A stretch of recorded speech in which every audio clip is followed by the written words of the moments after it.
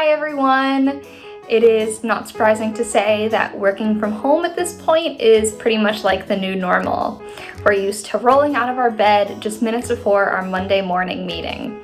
Since our homes are this new version of corporate offices, it is no surprise that working from home also comes with many distractions. So how do we stop these working from home distractions and maintain our productivity?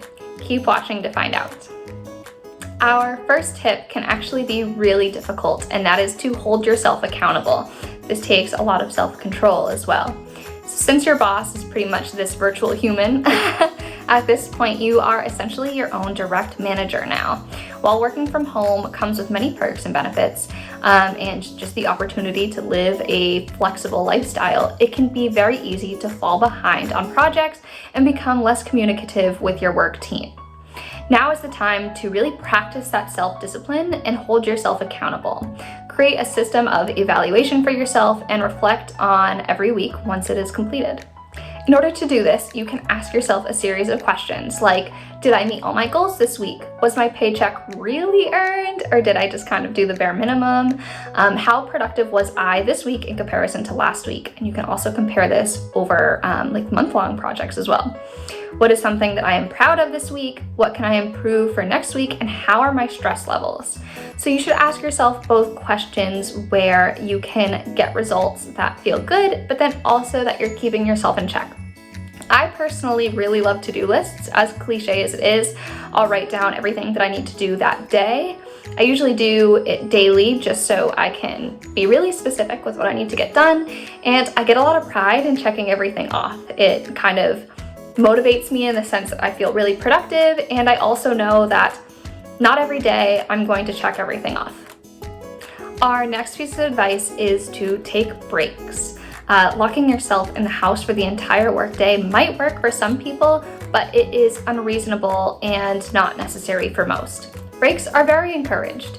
Taking a break can help you clear your mind and regain your focus. Plus, it is one of the most beneficial parts about working from home. Just make sure to allow yourself a short list of break options to choose from. This way you don't just go for a Target run that'll be 20 minutes and that ends up taking a huge chunk out of your afternoon. This is really key to making sure that your day stays structured and you're able to get everything you need done without overwhelming yourself. And here are some activities that you should actually avoid. These are running errands to the grocery store, pharmacy, and other trips that take a long time where you may actually get easily distracted. Meeting friends for lunch or coffee during the day, or maybe even starting a new show, movie, or downloading new social media. New social media, or just social media in general, is a trap. So unless you are using it for work, try your best to minimize your use. This brings us to our next tip, which is to avoid or monitor your social media activity or online shopping. Working from home means that almost every single task must be completed on a computer or your phone or any other device that you have. As all of us know, the internet is an absolute black hole, and it is very possible to get lost scrolling through social media or browsing online stores. So there are a few apps and services that you can try out to make sure that you aren't spending too much time. There are always some functions that you can use within the settings of your phone, but for some other examples, there is the Off Time app, which blocks calls, texts, and other distractions during the workday. There is an app called Zen Screen, which encourages you to take screen breaks, can help you maintain a healthy bedtime, screen-free, improve your productivity and focus. And then also, you can set self-timers on your own. You can monitor your tasks, track how much time you spend on social media every day. This can be seen in your settings. And sometimes just making yourself aware is all that you need to break the habit.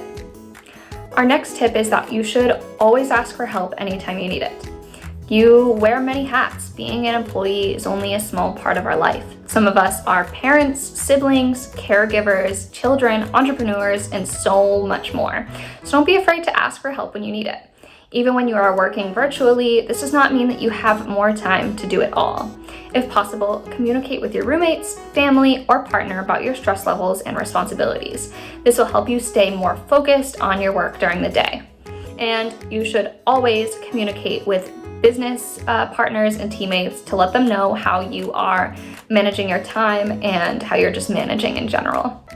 And lastly, you should build a focused office space at home, or just a workspace in general. It does not need to be fancy. It could even be in a corner of your living room and you just have a small place set up where you put your laptop or notebooks or anything that you use to work, and you dedicate that space to productivity. This can make you feel really good because when you leave that space, you know you are just able to relax and enjoy the rest of your day. I hope this video helped you out if you have been distracted while working from home for the first time. I know for a lot of us it can be really difficult. So I hope that after this you will be able to manage well. If you're in the need for any more job, career, or just general advice, check out our blog for some really informative content. And as always, we're going to be having a bunch of new videos pop up on this channel, so make sure you subscribe. This way you are able to get the help that you need. I hope you have a great day. Bye bye.